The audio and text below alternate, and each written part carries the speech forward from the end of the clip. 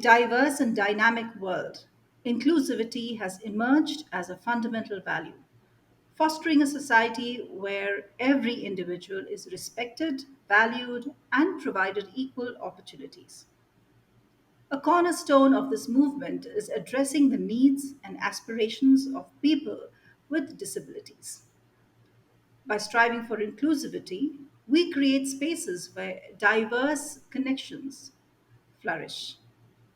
Today's episode delves into the significance of disabilities in the context of inclusivity, highlighting the efforts and initiatives that shape a more equitable and harmonious coexistence for all.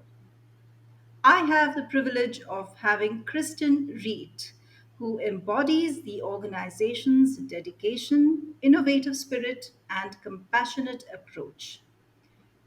So, the organization is Easter Seals Greater Houston. And to understand what they do and why they do it, I have Kristen. Welcome to the podcast, Kristen. Thank you so much. It's great to be here. Tell me, Kristen, what are the Easter Seals? If I look at it, it sounds like some organization that deals with maybe some organization which is into wildlife. But what are the Easter Seals? Yes, so Easter Seals nationally is it's over 100 years old. It is a nonprofit organization dedicated to serving those with disabilities and their families. The I'm from Houston, and so Easter Seals Greater Houston has been around over 75 years, and we serve people with disabilities of all ages, all disabilities, military connected families, veterans, caregivers, and just families from babies all the way up to older adults. So being part of this national network is amazing. It's wonderful, and I run one of the programs here at Easter Seals Greater Houston. Wonderful. So, I've read somewhere that 1 in 5 Americans is living with a long term condition or other with disability. Is this something that is prevalent and the need of the hour? Yes, honestly, in some cases, I believe it's the CDC may even say that 1 in 4 adults has some sort of disability or long term condition, and for children, it's even 1 in 5 have some sort of developmental disability. Some of the young children are able to catch up to their same age peers sometimes, but really, disability affects all of us. It's our neighbor who has a child with autism. It's our aunt who maybe had a stroke. It's someone who maybe has a genetic condition and leaves them unable to speak using their voice. So, really, disability is around us. It affects us. And as we age, no one is getting younger. The chances of Absolutely. developing some sort of disability is in our lifetime is fairly high. So, it's something that truly all of us can relate to, not necessarily think about all of the time, but it really does touch all of us. Very true. So, what are the programs that you run for? Do you have therapy services or do you have some assistance? Please explain how Easter Seals Greater Houston, particularly, has evolved over the years and what are the programs that you focus on? Yes, so there are about 70 different affiliates across the US, as well as in Canada, Mexico, and we have global affiliates in Australia. And all of them just based on the region or the city or the area that they serve.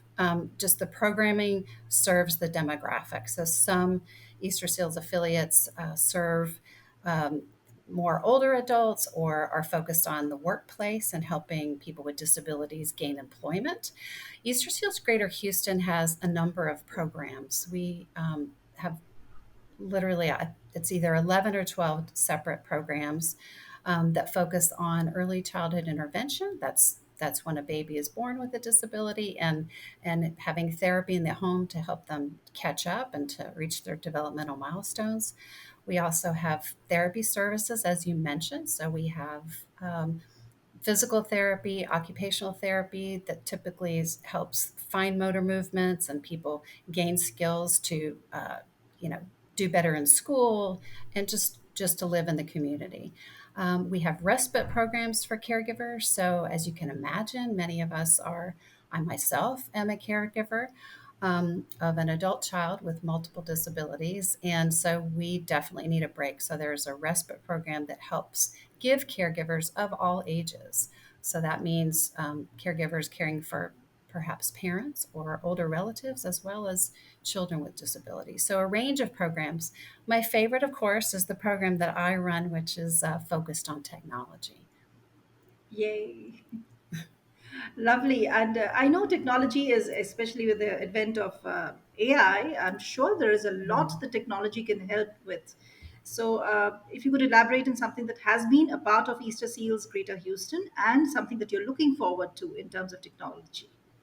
Yeah, so technology, it's really an exciting and fast-paced time. And I every time I say that, I think about the years, the previous years and the previous years that Yeah. it just seems to be getting faster and the technologies are getting more exciting. And the most one of the most exciting parts for me is the fact that some of just the commercially available technologies that you or I who may have been early adopters of smartphone technology or other technologies, being, having the digital skills to work with Mm, computers and mm, things. mm, We may take those for granted, but for many, many people, especially those with disabilities, the fact that they can purchase something that is not as expensive as some sort of traditional assistive technology or medical device that needs a prescription. I mean, obviously, they have their place and they're quite important for many mm, mm. people, but the fact that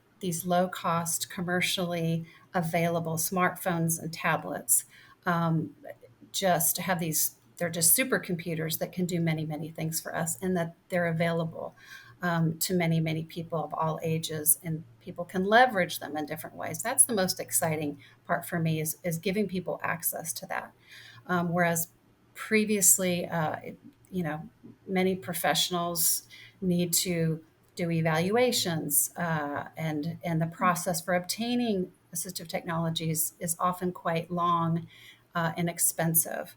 So my focus and the program that I run called Bridging Apps focuses on leveraging these small mobile devices and looking at how applications, how different apps for both Android and the Apple products can help people of all ages, how we can leverage them to empower people.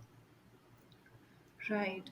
So, of course, you're talking about technology that is available on the mobile phone, but Mhm. is there any other technology which would help in terms of learning or in terms of helping out with daily chores? Or, so I don't know, please explain to the Mhm. person who's listening to this podcast, we don't know much about this field. If you could explain what are the challenges that the people are facing and what are the technologies helping with?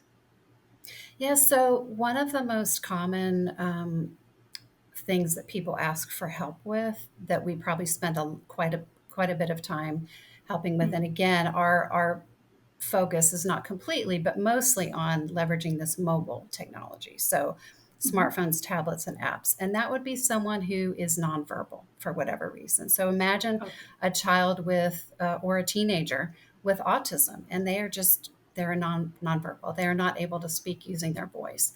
The Right. technologies available today are extremely helpful, and they're both text based. So, like if you've ever sent a text on your phone or an email on your phone, there are specific apps that are designed to help people use technology to get their point across, to be able to communicate with their loved ones, with their parents, with their friends. But that also goes across the board too. Again, the example of maybe somebody has a stroke or someone has an accident and they are temporarily unable to use their voice to speak. These same applications, these same technologies loaded onto a tablet in some cases, sometimes on a smartphone, can serve as a voice for someone, can serve as a window to the world and to be able to communicate and help people get what they need. And that could be temporary, or it could be long term. So communication is one of them. We think of communication in terms of how we use it. We use our smartphones to call. We use our smartphones maybe to text and tablets to text, but these technologies are just really critical lifelines for many, many people as far as communication. And there are many apps for health and healthcare, for example. That's an area that's kind of exploding. So again, for chronic conditions that can help in daily life, and some of the features that are now built into these devices. Uh, uh, People just aren't aware that they even exist. And so that's what we spend a lot of time doing, is helping people discover what they may already have that can help improve their life in some way.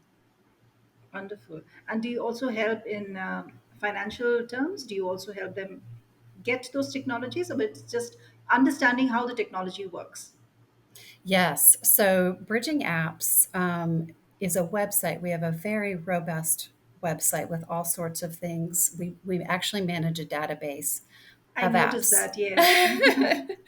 Wonderful We haven't website. created our own app yet, our own mobile app yet, but our work started about 13 years ago, where we thought it was quite important to sift through a lot of the apps that people were developing and put on the market. And we thought it was important to sift through those and do professional reviews of those apps and curate them and keep them updated and help people find what they need. So we don't tell people, hey, you need to use this app or this device. We show people their options. We say, what do you need help with? What are you looking to improve? Oh, that's So so that's nice.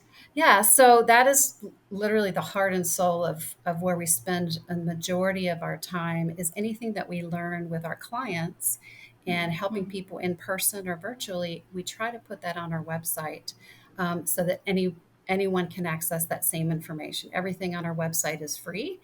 There's no subscription. There's no nothing. We write grants to continue to do this work. So the other thing that we do as far as in person in the Houston area is we do help people obtain different assistive technologies, including smartphones and tablets. There are different government programs, there are private programs. We also have a library of loaner devices. So, for example, if a client comes in and they're being served by our therapy clinic, and they maybe are waiting for a device, or going through the process to get one financed. Maybe it's a more expensive one. We have loaners that we can loan to that family free of charge, and we help support them through that process.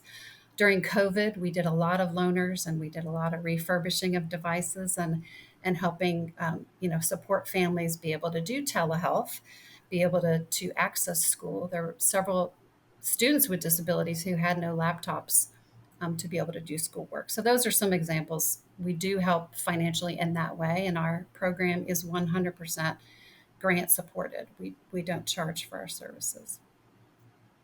Fantastic. Sounds very, very promising. Let's take a break to understand what Chizuba is.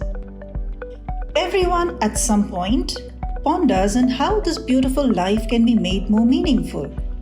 Maybe you're a leader trying to enhance your employees' experience at your organization.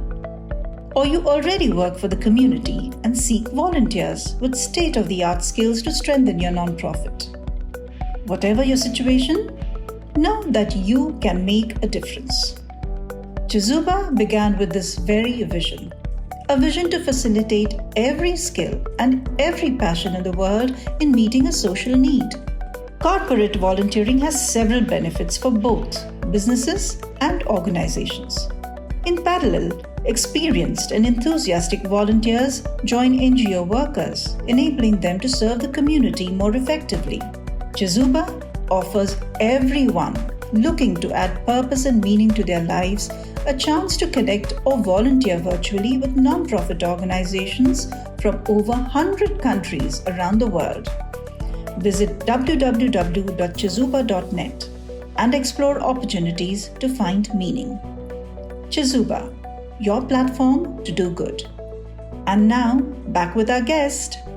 Now, this it is about learning and understanding and communicating. Do you also move across the board and think about employment, think about training and skills and development in terms of being accepted as part of society? Yes, absolutely. We One of the other programs that Easter Seals has, Easter Seals Greater Houston, is a very robust, what's called transition and employment program. Transition in the sense of um, teens with disabilities moving to adulthood. So that sort of transition, which can be very challenging for students with disabilities as they face adulthood and they face the challenges of finding employment and developing, developing the necessary skills that they need, and that includes digital skills. So our program, Bridging Apps, works really closely with our transition and employment team, and they serve people of all ages. I would say right now, the majority of people that we are clients that we are serving are these transition age youth. So that would be between the ages of about 14 and 25.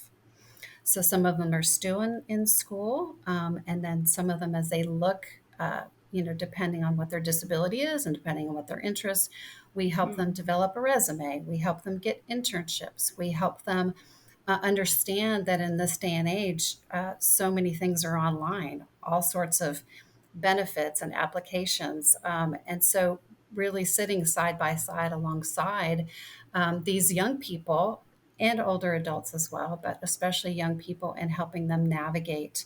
And some of them are quite tech savvy, but for example, young adults with autism may not be socially savvy. And so, just arming them with some of the basic skills of how to do an interview. We often do mock interviews, and helping them set up their video conferencing sessions and things like that. Yeah, So we do all of the programs work really well together, and technology really does touch each of the programs that we host absolutely. here at Easter Seals. It's just part of it now. Wonderful. Can you remember any one incident or a successful story that comes to mind quickly when I say that? Can you remember one student or one individual who has benefited so much from this program? Yes, there is a student right now that we are working with who's been in several of the programs at Easter Seals, including an internship program. So they're part of our transition uh, program. So she is a young woman. She is 21, I believe.